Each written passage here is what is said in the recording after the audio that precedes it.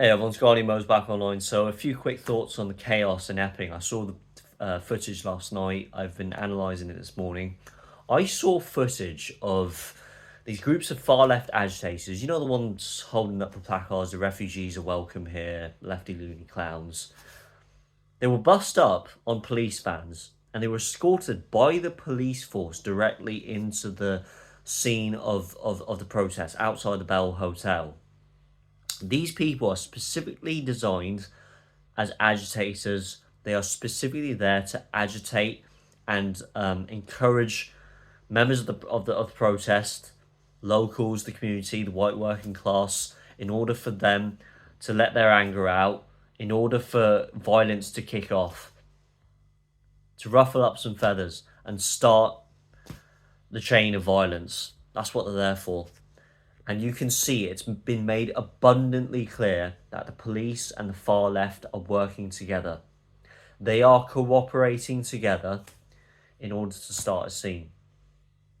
Why else would they place those far left agitators inside those police vans? It's been done intentionally. The police have chosen their side. And it's so frustrating to see time and time again that the mainstream media, The Guardian, The Sun, they refuse to tell us the truth. All they cover, if you notice the videos on their YouTube channel and the articles that they write, all they do is cover on the specific details related to the clashes between protesters and police.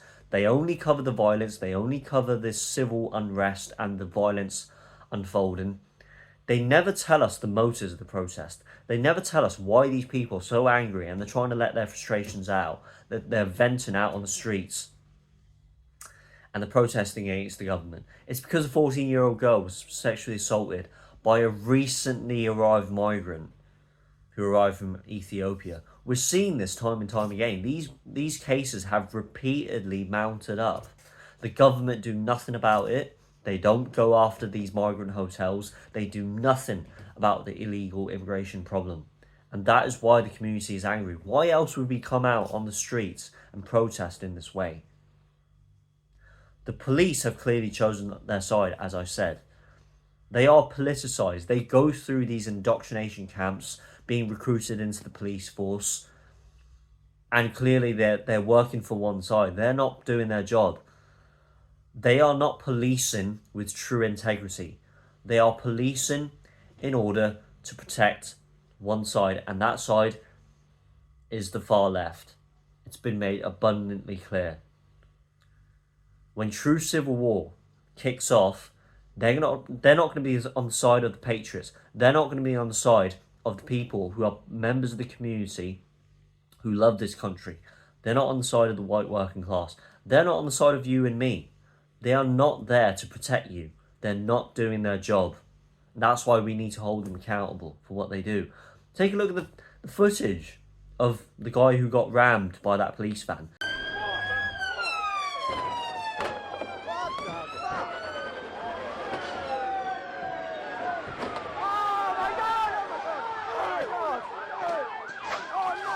That officer should have been immediately placed in front of a court and been charged for attempted murder. That was attempted murder, caught right on camera.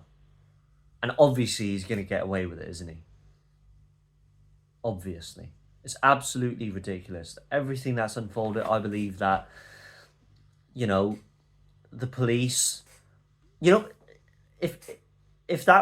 if that protest was a just stop oil protest, or was a pro-Palestine, the usual pro-Palestine marches that happen in central London every Saturday, would the police van have rammed that protester in the same way? Of course he wouldn't, because the police would have been demonised from top to bottom by the mainstream media and by left-wing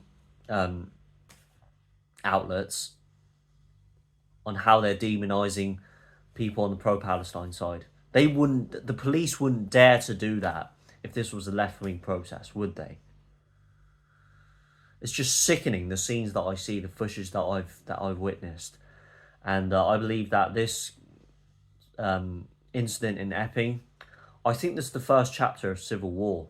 I believe that civil war has truly already begun, and I think what David Betts all of the things that he's predicted has finally come to reality. I think this is probably the first chapter of Civil War, and as time progresses, we're going to see a lot more chaos unfolding. It's going to get uglier and uglier. As I said in my short that I made last night, brace yourselves, buckle up. It's going to be a bumpy ride. There's more and more ugly scenes that are going to be happening in the future. That's it. It's Guardian Modes clocking out. Be sure to leave your comments and post them down below. I'll see you in the next one.